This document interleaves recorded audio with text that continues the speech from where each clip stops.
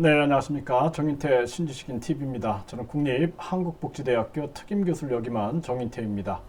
네, 발달장애 국가 책임제에 대해서 말씀을 드리겠습니다. 이 기사를 좀 볼게요. 네, 국가가 이 발달장애라 그러면은 아이들이 이제 발달에 장애가 생기는 거예요. 그래서 예를 들어서 나이는 20살인데 정신 발달은 3살 정도에 머무를 수도 있어요. 또 나이가 40살인데 정신 발달은 태아기에 머무를 수가 있어요. 태아기. 그러니까 정자와 난자가 만나면서부터 인간의 발달이 계속 진행이 되는 거죠. 그렇죠? 그리고 또 그 정자와 난자에 유전자적 문제가 있다 그러면은 우리가 이제 장애가 발생될 수가 있는 것이죠. 그렇기 때문에 제가 예비 부모 교육을 통해서 끊임없이 그 장애를 예방하는 그러한 측면을 전개해야 된다라는 말씀을 계속 드렸던 것입니다. 그래서 이 발달장애 국가 책임제라는 것은 굉장히 중요한 부분이에요. 어떻게 보면은 발달장애가 발생될 수 있는 원인이 굉장히 다양합니다. 뭐 환경 오염에 노출이 됐다든지, 각종 어떤 뭐 사회 관념 때문에 스트레스를 받았다든지, 과거에는 아들을 낳아야 된다라는 스트레스 때문에 이렇게 그 장애의 아동이 발생되는 그런 경우들도 많이 있었어요. 또 어쨌든 뭐 가정이 불행해서 스트레스를 받는다든지 또는 아이가 태어났는데 적절한 발달적 자극이 부족한다든지 잘못된 어떤 양육 방식이 있었다든지 하면은 우리가 발달 장애가 유발될 수가 있게 되는 것입니다. 그래서 우리가 뭐 선천적인 다양한 원인, 후천적인 다양한 원인이 있어요. 근데 결국에는 사회적인 발달장애다. 저는 그렇게 생각을 합니다. 그렇기 때문에 이 발달장애 문제를 국가 책임제로 가야 된다. 그러니까 정부가 사실상 고통받는 사람들의 입장을 이해하게 되면은 다른 데 돈을 쓰지 말고 돈을 아껴야 되는 거예요. 그래서 진짜 뭐 국회의원들 뭐 어려울 때도 불구하고 자기들 월급 올리고 공무원들 월급 올리고 이런 데 쓰지 말고 진짜 꼭 필요한 데 돈을 써야 된다는 것입니다. 그래서 발달장애 국가 책임제 이거 굉장히 이 지금 부모님들이 이렇게 발달장애 국가 책임제 투쟁을 선포를 하시고 이렇게 활동을 하시는데 이 기사를 보면은 네, 한 아들하고 20살 아들하고 50대 여성이 주차된 차량에서 이렇게 자살을 한 겁니다. 코로나로 인해서 지역 복지시설이 일괄 폐쇄되자 집에서 아들을 홀로 돌보는 그러한 상황이 발생이 되는 거예요. 그러다 보니까 견디지 못한 그러한 아픔이 있었겠죠. 그래서 이러한 문제들을 우리가 함께 아픔을 나눠야 된다라는 거예요. 그래서 그 치매도 마찬가지고 치매도 국가 책임제로 가야 되고 이 발달 장애 문제도 국가 책임제로 가야 됩니다. 이거는 정말 엄청 힘든 일이에요. 평생 아이가 생각을 해보세요. 나이가 20살인데 발달 수준이 3살 정도에 머물러 있다. 그리고 이상 발달이 일어나는 거예요. 인지, 정서, 사회성, 언어, 행동에 이상 발달이 일어나 가지고 아이가 심각하게 자해를 한다든지 폭력적이라든지 충동적이라든지 그러면 부모님이 굉장히 힘듭니다. 네, 그래서 이러한 부분들이 있고 또 이 직계 가족은 장애인 활동 보조사 왜 못하나요? 직계 가족이 장애인 활동 보조사를 할 수 있게끔 해줘야 되는 거예요. 네. 특별한 경우에 뭐 50%만 지원해준다. 뭐 이렇게 얘기하고 부정수급에 대한 우려.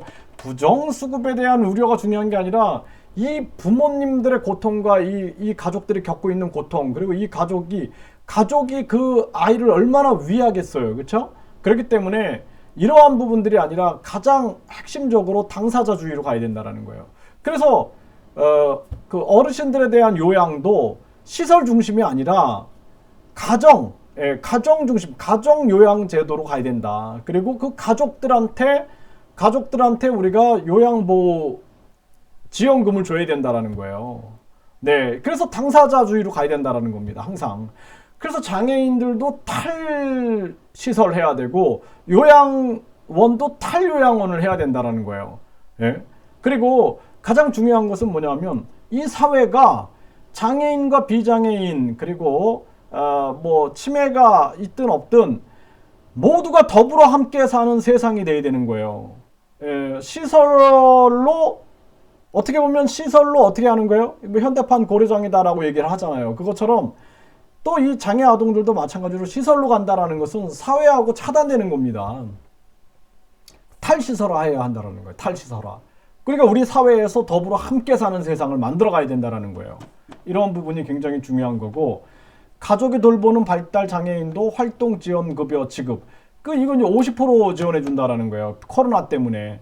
이거 뭐 중증인 경우에는 지원하는 이 지원사 장애인 활동 보조원들을 찾기도 힘들고, 그리고 이 가족이 직접 하게끔 하면 되는데 뭘 50%만 지원해 줍니까? 네. 가족한테 100% 지원해 주고 가족이 움직이게끔 해줘야 돼요. 가족뿐만 아니라 가족이 지정한 사람들, 예? 내 맘처럼 내 가족처럼 돌볼 수 있는 사람들. 이게 똑같은 문제다. 저는 그렇게 보고 있어요.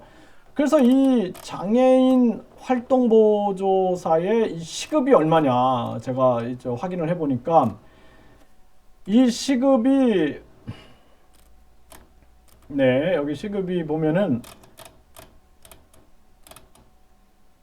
네, 여기 보니까 시급이 나와요. 그래서 14,020원이에요. 14,020원. 14,020원인데 중개를 해주는 위탁기관이 사이에서 운영비를 받아요. 25%를 받아요. 25%를. 아이고. 이게 중간이 저는 직접 지원해줘야 돼요. 직접 지원. 직접 지원으로 가야 됩니다. 그리고 장애아동 발달 재활도 마찬가지예요. 장애아동 발달 재활, 제가 그걸 법안을 만들어가지고 국회의원 출마한다는 사람한테 그걸 줬어요. 예, 그래서 지금 장애아동 발달 재활 바우처 제도가 시행이 되고 있는데 이것도 부모한테 그냥 직접 지원해줘야 돼요. 직접. 네, 그렇지 않고 중간에서 하면은 불필요한 돈이 새 나가는 거예요. 계속. 뭐 연구비다, 무슨 또 무슨 감사비다. 정작 그 아이들의 발달 재활을 해야 되는데 선생님들이 그냥 서류 준비하고 막 지원금 문제 처리하느냐고 정신이 없는 거예요. 그렇게 아니라 직접 지원의 원칙으로 가야 된다. 부정수급 이런 얘기 하지 말고 그런 거 있을 때는 우리가 뭐 강력하게 그거는 처벌하면 되는 거고, 그리고 나서 직접 지원의 원칙으로 가야 된다는 거예요. 직접 지원의 원칙. 이번에 코로나 상황이 터지니까 어때요? 직접 지원해주고 있잖아요. 직접. 네, 그렇게 가야 한다라는 것이 가장 중요한 부분들입니다. 그리고 이 장애인들의 이 문제는요, 굉장히 지금 시급한 문제예요. 여기 이낙연이 후보, 예비 후보라 그래야 되나요? 이 전 총리도 발달장애 국가 책임제를 시급히 도입해야 된다, 이런 얘기를 했어요. 굉장히 중요한 측면이 됩니다. 그리고 진짜 장애 아동을 둔 가족이 겪는 고통을 우리가 진짜 공감할 필요가 있다. 네, 그리고 치매도 마찬가지죠. 그렇죠? 그래서 우리가 공감을 할 필요가 있다. 그래서 국가 책임제로 가야 된다. 그리고 직접 지원의 원칙으로 가야 된다. 저는 그렇게 말씀을 드리겠습니다. 네, 감사합니다.